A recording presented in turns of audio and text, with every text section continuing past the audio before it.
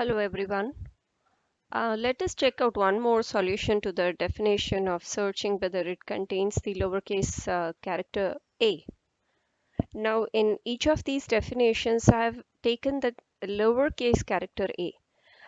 If the definition was check whether it contains the alphabet a or not, you need to have an additional step, and that is to convert the string either into uppercase or lowercase, so that whether an uppercase a is there or lowercase is there, it is still trackable using the three ways that I have given, and for the remaining ways that I will be showing. So in this definition we are going to use the replace method. So what does the replace method do is, unless otherwise mentioned using the regular expression, the replace method will replace the very first occurrence of the string. So I'm going to use this replace method twice, and we are going to check whether after the first replacement and the second replacement the strings are still same. If so, then there was only one occurrence. If not, then a second replacement actually took place, which means there would be more than one a's in the string. So let us write down the code. So first thing I'm going to do is do a replace, and we're going to replace a uh, with anything. It can be no character. So we may want to remove the string, the character from the string as well. So I'm going to use that. In fact, at this point, you can check out if the length is still the same, then there was no replacement, or there was some replacement. So a little tricky there, but we can go ahead and take up the string b now, where a replacement took place. And I'm again going to go ahead and do the replacement for the character a. Now, imagine the situation where there's only one character a. Right? So after the first replacement, this a would have been removed.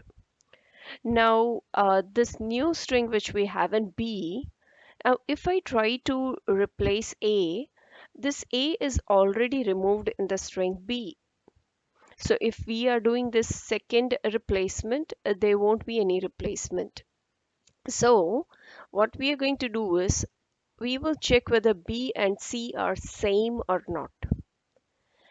If they are same, then there was exactly one a, right? But what if the original string was not containing um, an a in the first place?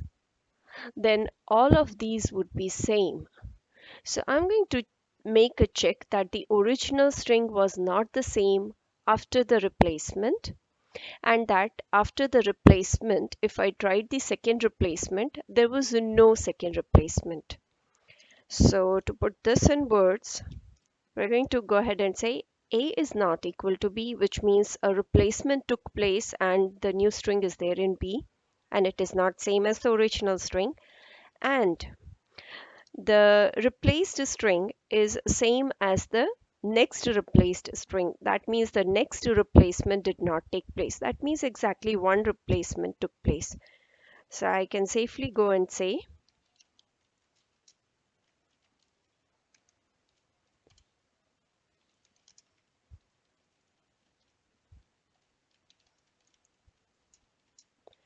this can be customized, as I told you. It's a little confusing whether there's zero A's or more than one.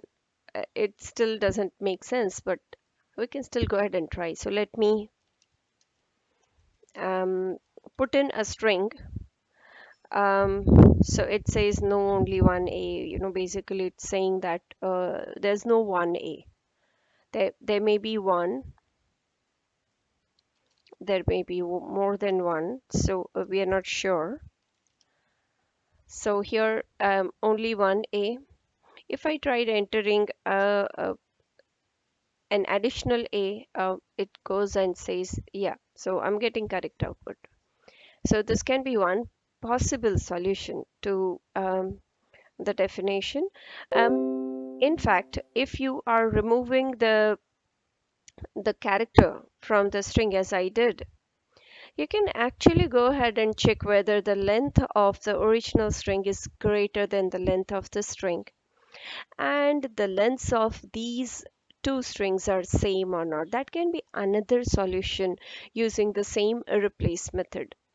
In fact, you can go ahead and have the replacements here using regular expressions. You'll have to work around for the regular expressions here, but I've just given you a hint. Go ahead and try whichever option you feel comfortable with, and I'll see you with one more solution in the next video.